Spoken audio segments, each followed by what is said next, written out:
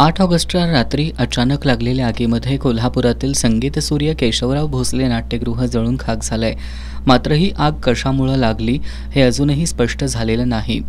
या दुर्घटनेच्या पार्श्वभूमीवर नाट्यगृहासाठी मंजूर आणि प्रत्यक्षात बसवलेले सीसीटीव्ही कॅमेरे आणि त्यांचा दर्जा याकडे माजी उपमहापौर भूपाल शेटे यांनी सर्वांचं लक्ष वेधलंय. मंजूर 20 पैकी 12च कॅमेरे बसवण्यात आले, पण ते सुद्धा योग्य दर्जाचे नसल्याचं, दुर्घटनेच्या तपासामध्ये सीसीटीव्ही फुटेजचा उपयोगच होत नसल्याचं त्यांनी सांगितलं.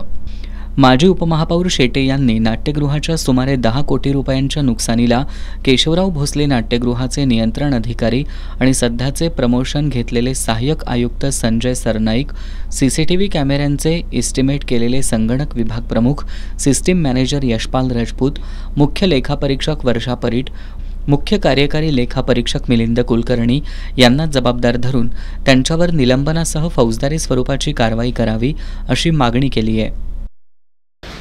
केशवराव भोसले नाट्यगृह येथे 20 सीसीटीव्ही कॅमेरे मंजूर केले यापूर्वीच्या आयुक्तांनी, प्रशासकांनी.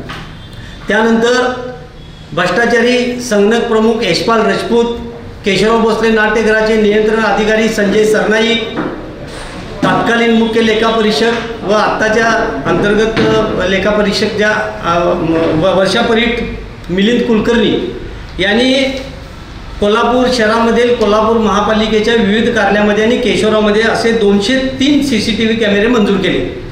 आणि केशवरावमध्ये 20 कॅमेरे मंजूर केले, पण बसवताना 12च बसवले, ते देखील निकृष्ट दर्जाचे, ते व्यवस्थित चालत नाहीत. आणि 8 कॅमेरे हिने परस्पर त्यातले गायब करून ह्या जे ठेकेदार आहे, या म्हणजे ज्याने हे टेंडर घेतलेलं आहे त्याला बिल पण देऊन टाकलं. या 4 अधिकाऱ्यांनी संगनमत करून आर्थिक भ्रष्टाचार करून मेसर्स युनिव्हर्सल टेक्नॉलॉजीजचं 27,55,660 रुपयांचं टेंडर मंजूर करून त्यांचं बिलही भागवलंय असं माजी उपमहापौर भूपाल शेटे यांनी सांगितलं. शहरात 203 ठिकाणी बसवलेल्या सीसीटीव्ही कॅमेऱ्यांची मार्केटमधील किंमत 10 ते 12 लाख रुपये आहे. मात्र या ठेकेदाराला 27,55,660 रुपये देऊन या अधिकाऱ्यांनी आर्थिक भ्रष्टाचार केलाय असा आरोप करत या अधिकाऱ्यांबरोबरच सीसीटीव्ही कॅमेऱ्याचं काम केलेले कॉन्ट्रॅक्टर मेसर्स युनिव्हर्सल टेक्नॉलॉजीजचे निखिल यादव यांच्यावरही फौजदारी गुन्हा दाखल करावा अशी मागणी भूपाल शेटे यांनी केली आहे.